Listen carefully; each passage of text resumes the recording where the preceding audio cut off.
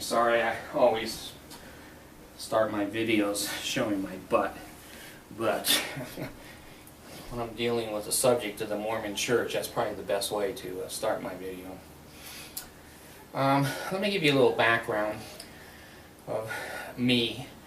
I don't want to come across as a person who was a member of the Mormon Church for 6 months and knew a few people and then, got a bad attitude and then just left. I was born, basically, into the Mormon Church. I was about 7 when my parents were converted in Michigan. And therefore, I went to all the junior Sunday school classes. I went to primary, and then at 12 or 13, of course, I was in the adult section of the Mormon Church Sunday school. At 12, I was ordained a deacon in the priesthood. 14, I was a teacher, and at 19, I was ordained a priest, and I baptized my brother and a few other people. And all the time I was in high school,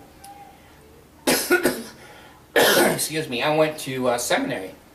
And seminary is an hour in the morning before your classes at school, being indoctrinated basically with the Book of Mormon and cursory overtures of the New Testament and the Old Testament.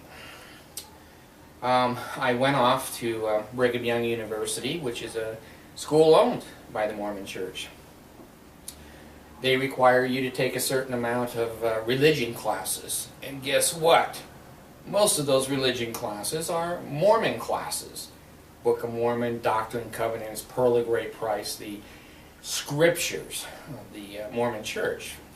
World history and religion and those kinds of things were highly discouraged and many times not offered.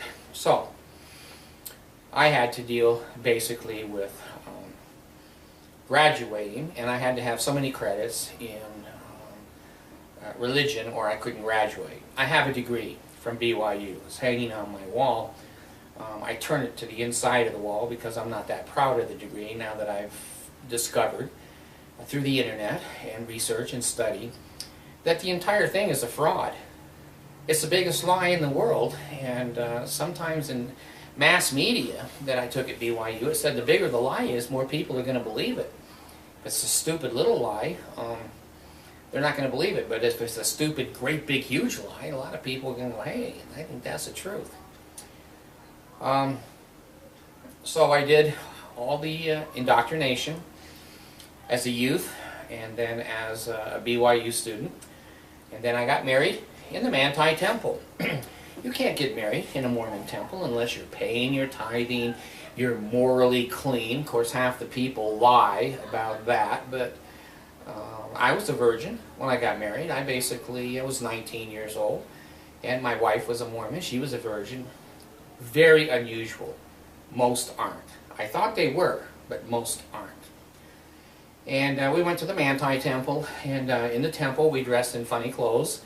We had white robes draped all over us and a green apron like the Masons have tied on the front of us, and then women had veils over their face, and the men had baker's hats on that had a string on it. You tied it on the top of your thing here. And you went through the Mormon ceremony, which is obviously a plagiarism of the Masonic temple rites.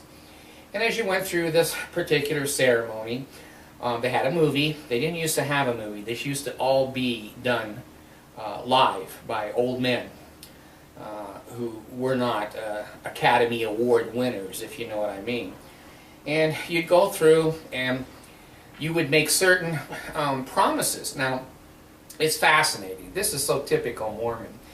You go in the room, you don't know anything. You don't know what you're going to promise. You don't know what you're going to do.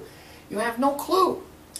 And so they raise their hand and they say, gee, if any of you don't want to be here and don't want to take upon yourself these sacred obligations, please stand up now. Well, you might be in a section of 30 to 100 people, and sure, you're going to stand up. No one stands up because no one knows what you're going to do. If they told you you're going to give everything you own to the Mormon Church for the rest of your life, a lot of us would have stood up and go, whoa, whoa, this is not going to work for me. It is typical Mormon kind of stuff that they trick you. They say all the right things, they do all the wrong things. And so basically, you go through different sessions, you go to different rooms, and some rooms are painted like Adam and Eve, and then there's another room painted like the real world here, and then you get to go to the celestial room, and you have these signs, tokens, and symbols. Now, I'm 64 years old, and I don't want it to be forgotten, because the Mormon Church has changed this, because you young people that are seeing this won't believe the things I'm going to say. Because in the 90s, the Mormon Church changed a lot of that temple ceremony, and they don't do this anymore. But I guess I'm under the covenants and the promises I made when I went to the temple in 70, 71, whenever it was. So we were made to stand and put our right arm, they call it, to the square, another Mason symbol, and promise that we would basically give everything we owned now and all the things that we may get in the future to the Church of Jesus Christ of Latter-day Saints. And we were always instructed when we took on these promises to bow our head and say yes. There was no asking questions. There was no other, gee, does anyone else want to leave right now? It was all assumed that you were going to be there because you didn't leave when you had a chance. And of course the Mormons will say, well, gee, you know, no one put a gun to their head to go to the temple, and that's not true. There's many guns to your head to go to the Mormon temple if you're born in the Mormon Church or you're an active member.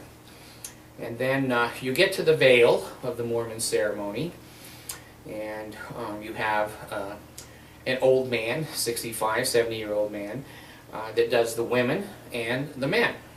And the women are on one side and the men are on the other, but the veil worker is a male, and he's usually very old. And there you give all of the rote memories of, you know, first token of the Melchizedek priesthood, the second token of the erotic. It goes on, and then finally the final identification is health in the navel, marrow in the bones, strength in the loins and in the sinews, power in the priesthood be upon me and my posterity throughout all generations of time and throughout all eternity. Well, if you couldn't remember all that crap, which most people can't, there was an old man or old woman that stood beside you and whispered the correct answers. And the guy behind the veil grabs you on the back. You grabbed him on the back through between the veil.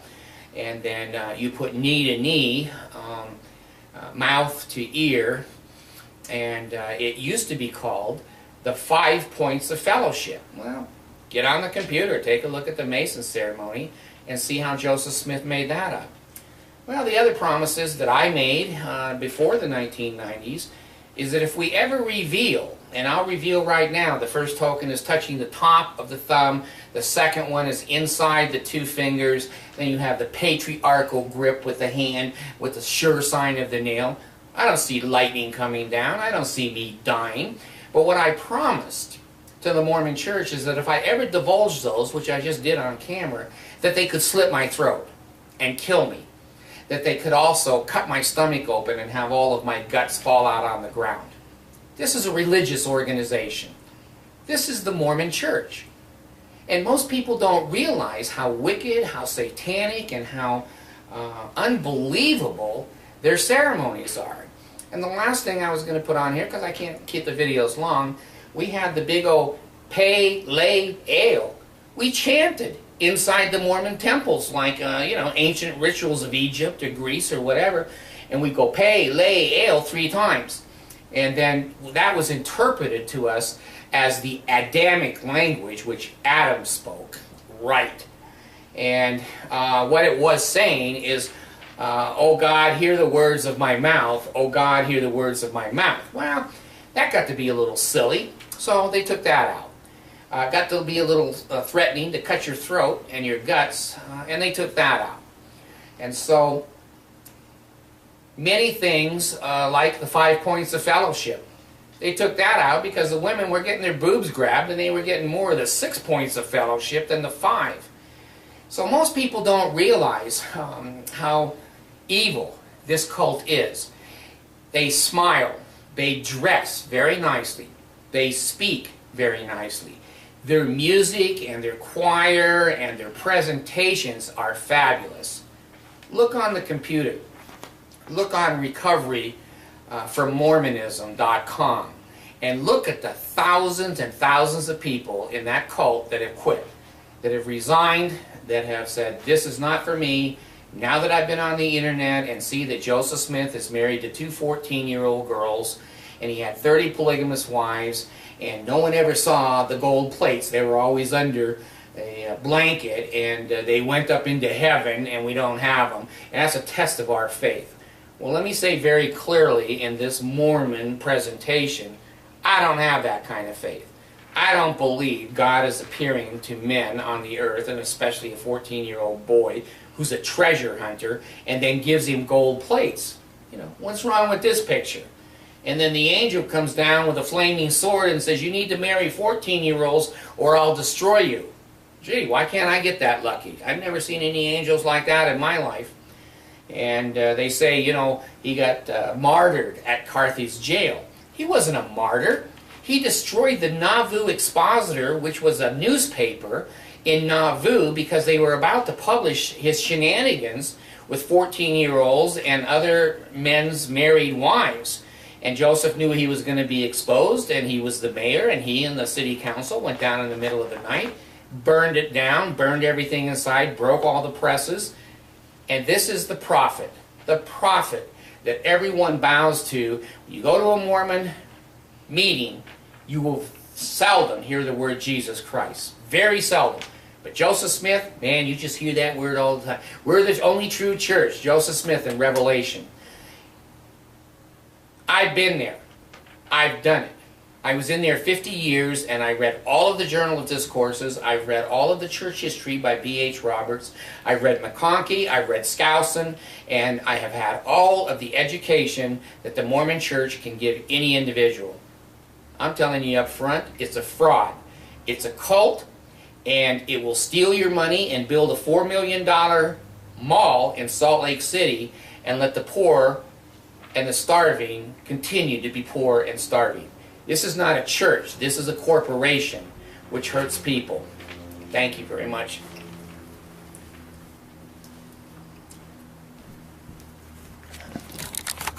What?